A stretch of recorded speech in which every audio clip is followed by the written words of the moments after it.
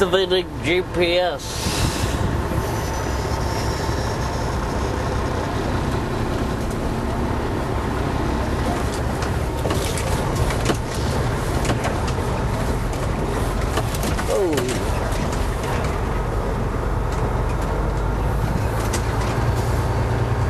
How's that camera doing?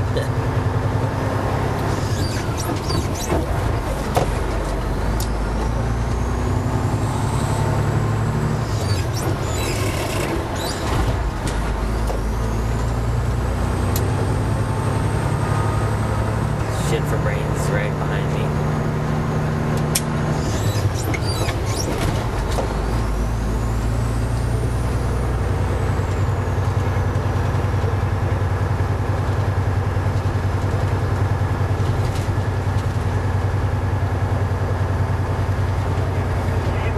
I wish you guys would go down to LG's and eat a big jumbo chow. Parents, get ready. Sit down. Great soil. Out of system. Are you kidding me? Yeah, I can't believe it.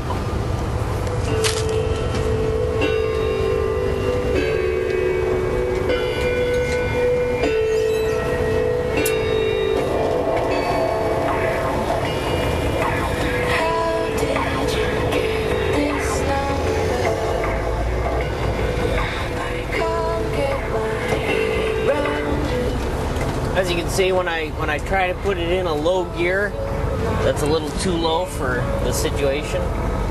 It lugs a little bit, or chugs and chugs.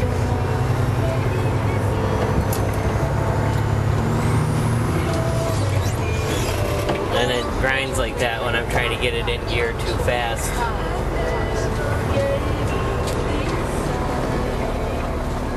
Right now I'm in fourth gear and I'm moving. What's the problem is my vehicle itself is moving too slowly to really be in fourth gear.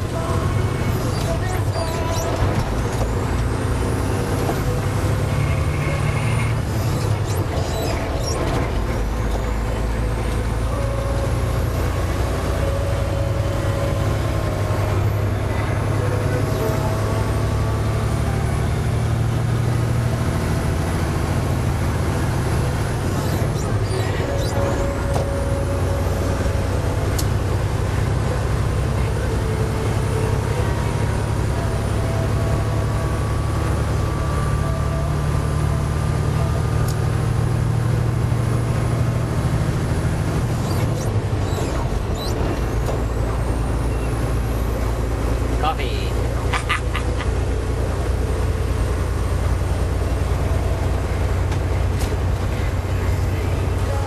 So if you can hear me, then this will be useful. If you can't hear me, then we'll have to figure out a different method to record voice commentary on the driving process.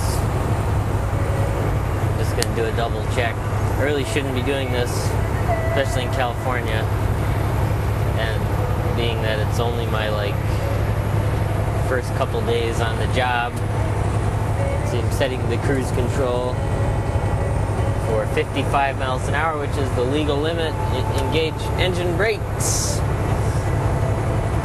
Basically, what you saw there was that when I this is an 8-speed transmission, meaning 1, 2, 3, 4, button up, 5, 6, 7, 8. There's also a 9th gear, which is called low gear. So technically this is a 9-speed transmission, not including a high-speed reverse and a low-speed reverse. What I did there was I moved my tandems, which is your trailer. On the trailer of a truck, you have a locking pin that you can disengage, and the rear two set, or the set of rear axles is able to move like on a track on the bottom of the trailer.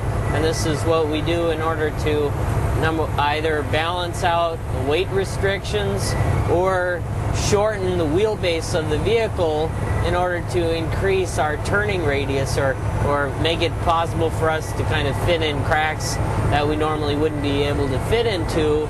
The problem with this is that it allows for the end of the trailer to be sticking out, very similar to a school bus, and then you're now not only are you having a very wide turns, but you're also a very minor or mild tail swing is in effect because of that.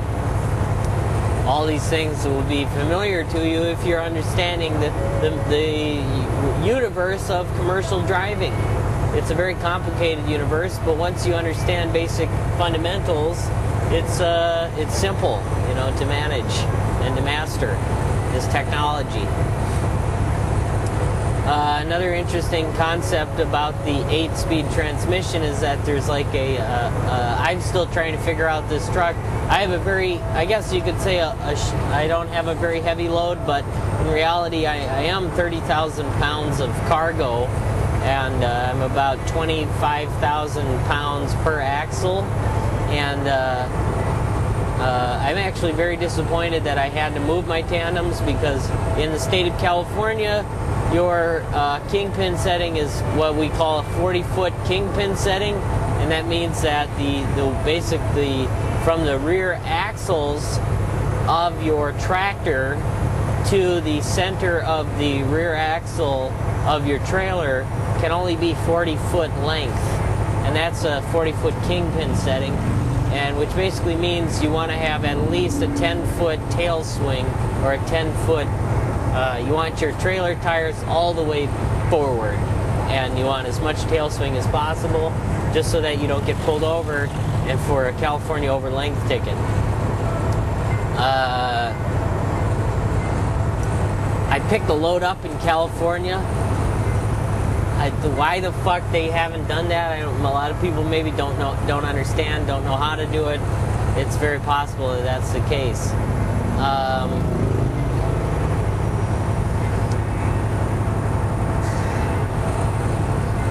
When I shift it into gears, sometimes if I'm on a real heavy load, I'll have to put it in first gear in order to get it started without it kind of shaking like that, without it kind of lugging, because I'm in a little bit of a higher gear than the engine would like it to be in.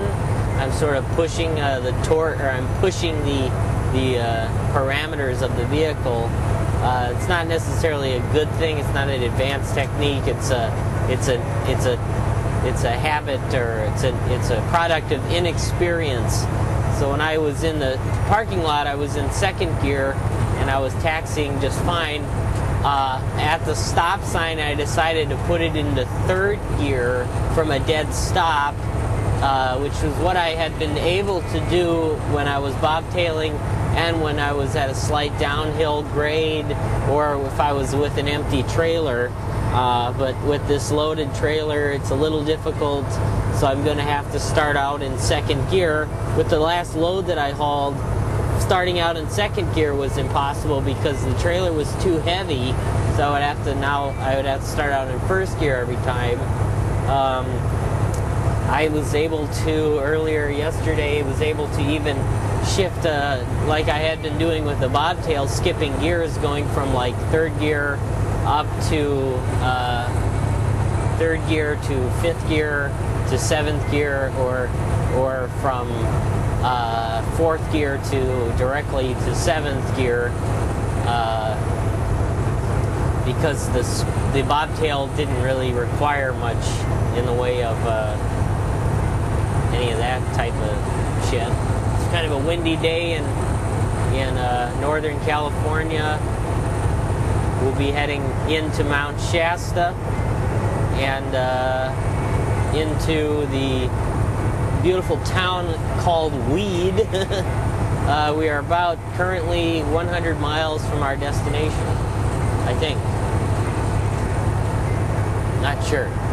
Something happened to the GPS where it hasn't quite figured it out.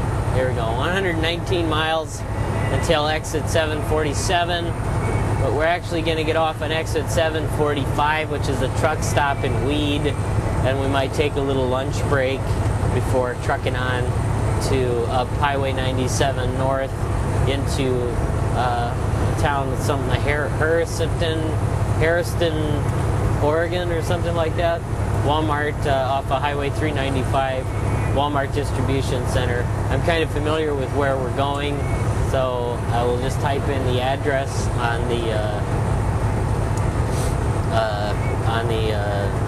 I just got a message in my Qualcomm saying that this trailer needs to be serviced, and I mean, I got this load I need to deliver, so I'm definitely not going to service it.